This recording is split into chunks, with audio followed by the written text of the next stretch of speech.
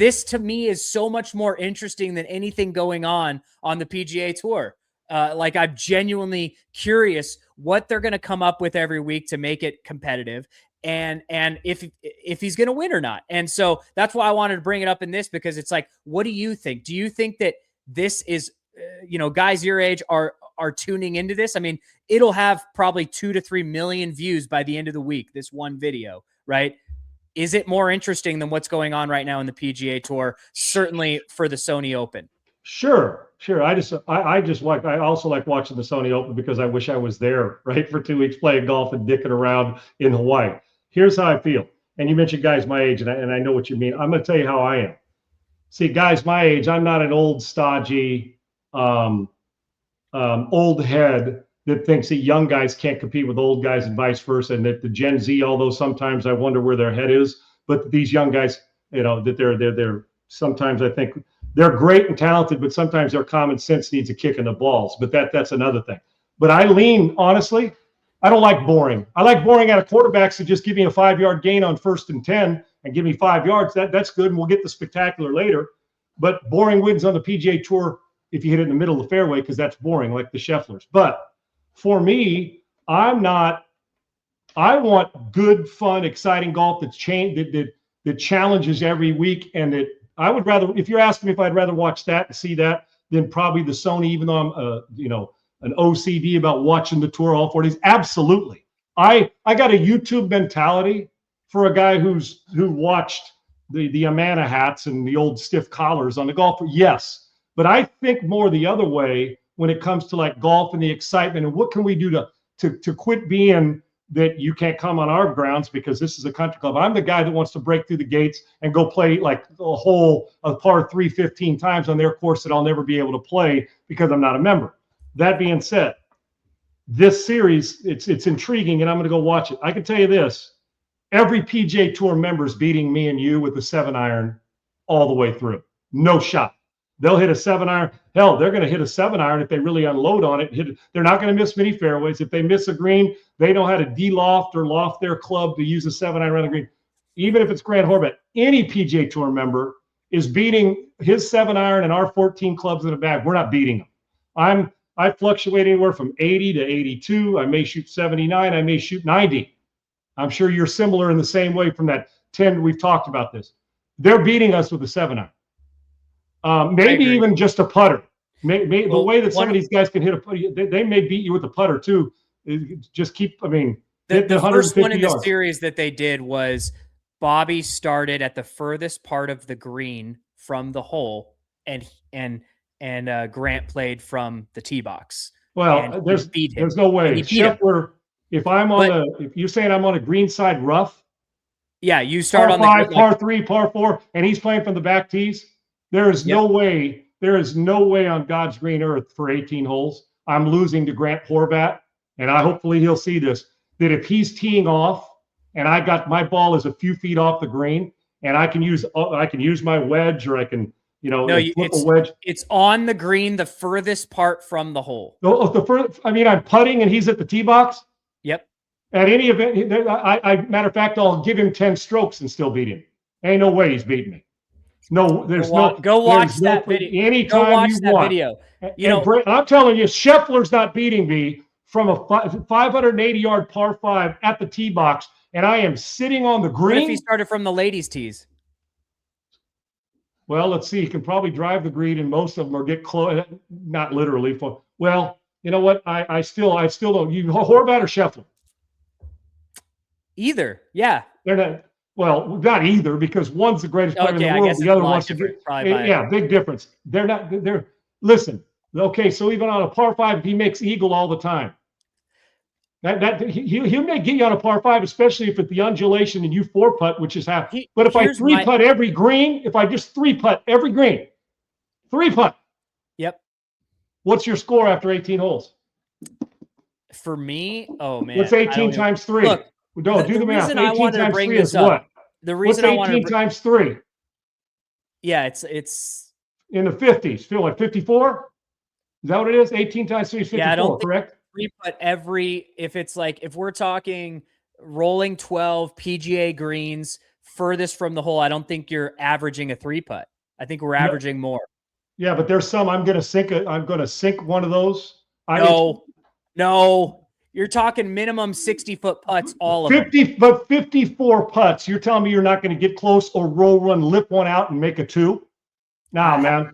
I'm quitting golf if I can't beat Grant Horvat from the putting green. There's a bigger reason I wanted to bring this up. I want us to talk briefly about what you said about being boring and how that's still, Scotty Scheffler is a guy that's boring. No, I said good golf is boring golf for the player, because if he hits it in the fairway, we consider that. But I don't think it has to be. I'll give you an example.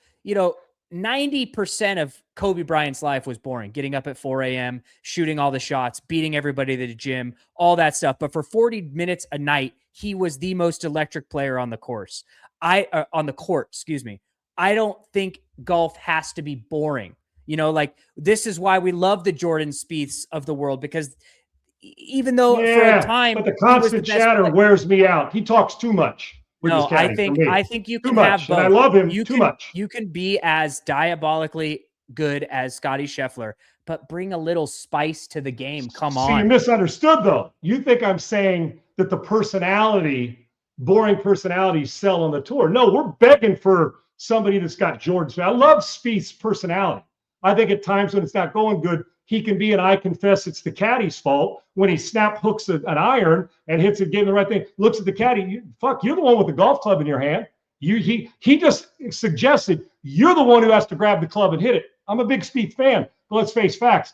At no point in time is it the coach's responsibility when I drop back to pass, I throw a pick, blame the coach. No, fuck that. I'm the one with the ball in my hand. I may not like the play, then check it down and get the second down. I was just saying that the best golfers in the world, just like the best quarterbacks, Scotty Scheffler doesn't hit 80 million spectacular shots around. He'll hit a bunch of them. Scotty Scheffler hits it in the fairway, here we go, and broadcasters joke, here we go. You'll hear Cole, how boring this must be. Hit it 310 and it lands in the middle of the fairway. Then hit your iron to 4 feet. It's kind of just the term of boring. We want engaging personality and somebody to mean mug you and stare you down and talk. Of course. So I'm just saying the best players in the world do the boring things well. Drew Brees throws a 5-yard chuck down. Scotty Scheffler doesn't miss the green with a sand wedge from a $125 or a gap wedge from 135. That's what I'm saying. The best golfers are boring. Their performance is boring until they got to hit a Phil Mickelson draw off the pine needles at Augusta on a par 5 over the water, or until you're Scotty Scheffler and you got to hit a 5-iron 230 into the wind to 4 feet and make a putt. That's right. Now back to what we were saying too about, so it's not boring. I know what you're saying. The personalities of like YouTube, Bryson DeChambeau. We own all the Bryson DeChambeau we can get. But let me bring it home for you. Let me bring it home for you. One thing the PGA could look to do, and this is what I'm all about, is how can the PGA be more exciting week in and week out? I brought up the Grant Horvat series to make a point. Imagine if leading up to the tournament, right? The tournament's going to start on Thursday, and that's where grind mode starts. Imagine if the coverage leading up to the tournament, the Monday, Tuesday, Wednesday, if they had their players out there playing guys that are in the YouTube golf space that are maybe more mediocre, or even the Grant Horvats of the world who are still at a different level than who should be playing on the PGA, we would agree. Imagine if they filmed and televised a series like I just mentioned, where it's Scotty Scheffler or Rory McIlroy against a Garrett from Good or a Bob from Bob Does Sports, in a similar context of, Bob starts from the green, Garrett starts from the fairways, and Scotty Scheffler starts from the slam back tees, and they play 9 holes and it's live televised. That would be electric. Why? Who is running the ship there?